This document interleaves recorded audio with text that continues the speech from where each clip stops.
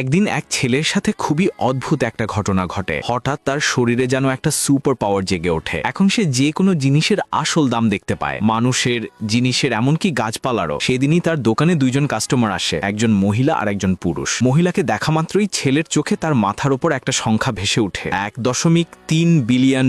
সে একদম হতবাক। এদিকে দোকানে থাকা তথাকথিত এক এক্সপার্ট মহিলাকে একটা পেইন্টিং দেখিয়ে বলে, এটা 600 বছরের পুরনো, আপনার দাদাজির খুবই ভালো লাগবে। কিন্তু ছেলেটি স্পষ্ট দেখতে পাচ্ছিল ওই পেইন্টিং এর আসল দাম মাত্র $250। সে সঙ্গে সঙ্গে বলে ওঠে, এটা নকল। এক্সপার্ট ক্ষেপে যায়, তুমি কি জানো, বাজে কথা বলো না। দোকানের মালিকও ভয় পায় যে এতে ব্যবসা নষ্ট হবে, কিন্তু মহিলা উল্টো ছেলেটার প্রতি আগ্রহ দেখাতে শুরু করে। মহিলা বলল, তুমি যদি প্রমাণ করতে পারো তাহলে তোমাকে আমি টাকা কমানোর একটা বড় সুযোগ দেব। এক্সপার্ট বাধ্য হয়ে ছেলের হাতে পেইন্টিং দেয়। ছেলে কোনো দ্বিধা ছাড়াই পেইন্টিংটা মাঝখান থেকে ছিঁড়ে ফেলে। সবাই হতবাক, এ কি পাগলামি। তারপর সে বলে, কাগজটা অনুভব করুন, এটা আধুনিক টেকনিকে বানানো। মহিলা সঙ্গে সঙ্গে বুঝে যায় পেইন্টিং নকল। সে রেগে এক্সপার্টকে ধমকে দেয়। এবার এক্সপার্ট চ্যালেঞ্জ ছুড়ে দেয়, চলো একটা খেলা খেলি। আমরা দুজন দোকান থেকে একটা করে অ্যান্টিক বাছাই করব, যার জিনিসের দাম বেশি হবে সে জিতবে। হারা পক্ষকে ক্ষমা চাইতে হবে। ছেলে রাজি হয়ে যায়। সে অ্যান্টিকের স্তূপে খুঁজে এক পুরনো দেখতে একটা জিনিস তুলে নেয়। তার চোখে তাতে স্পষ্ট দাম $20 মিলিয়ন।